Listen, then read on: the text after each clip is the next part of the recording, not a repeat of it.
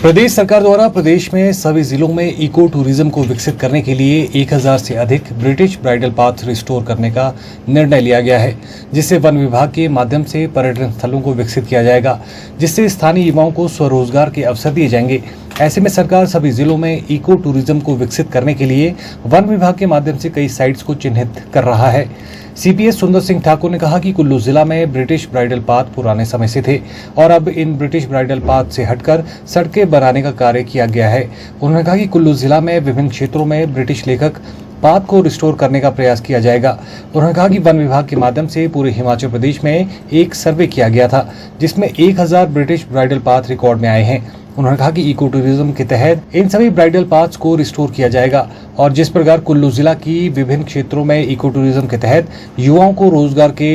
दृष्टि से विकसित करने का निर्णय लिया गया है। उन्होंने कहा कि इको टूरिज्म के तहत वन विभाग की खूबसूरत जगह को विकसित कर अनछुए पर्यटन स्थलों को विकसित किया जाएगा। ये सारे जो पॉइंट्स बता रहे हैं, जिसमें हमारे ये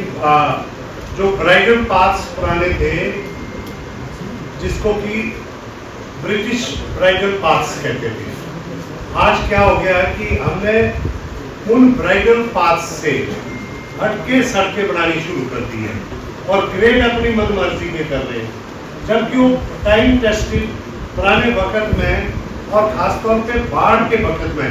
ये सारे ब्राइडल पाथ्स हमारे बहुत काम आए हैं। ऐसे ब्राइडल पाथ्स को रिस्टोर करने के लिए हमने वन विभाग की तरफ से पूरे हिमाचल में एक हमने सर्वेक्षण किया था। उसमें जो ब्रिटिश काल में 800 कुछ सड़कें ब्राइडल पाथ थी, लेकिन अब हमने उससे ज्यादा जो आगे की संभावनाओं को तलाशते हुए लगभग 1000 से ज्यादा सड़कें हमने ब्राइडल पाथ की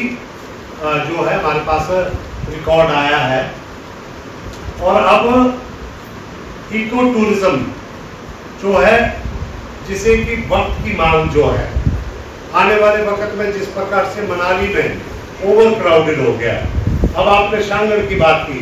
शहर की बात की, इस वक्त महाराजा की बात है या खोखन की बात है, आपके परे माटी कोचर की बात है, या आप कहीं भी पूर्वाश्रम कोई भी आप इलाके में जाओ,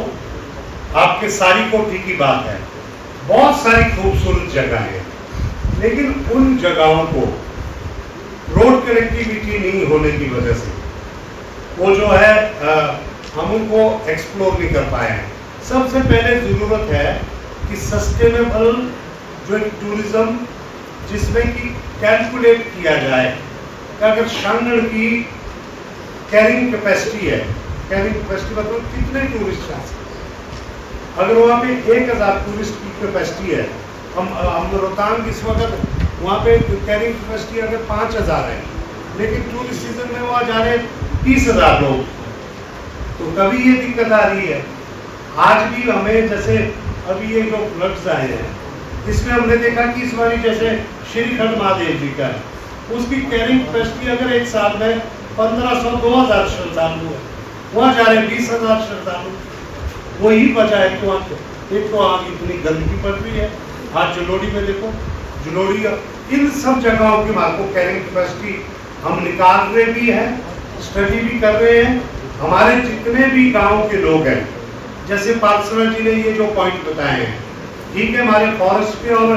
टूरिज्म के लोग जाएंगे, लेकिन हमारा अनुरोध है कि लोकल लोग, हमारी जो लोकल लोग हैं, लोकल कल्चर और कम से कम कॉन्क्रीट स्ट्रक्चर बना के अगर वहाँ पे कोई एक्टिविटी शुरू करना चाहते हैं, तो वन विभाग ने लगभग 1 दर्जन साइटें अभी ऑक्शन कर दी है और इसके बाद भी जितनी साइटें आएगी, वन विभाग खुले तौर पे उसको ऑक्शन करने के लिए तैयार है। सिर्फ बात ये होगी कि वहाँ पे पर्यावरण संरक्षण का ख्याल रखना होगा और जितने लोग एक दिन में जाने चाहिए, उतने ही लोग वहाँ पे जाने चाहिए, इस बात का ख्याल रखना।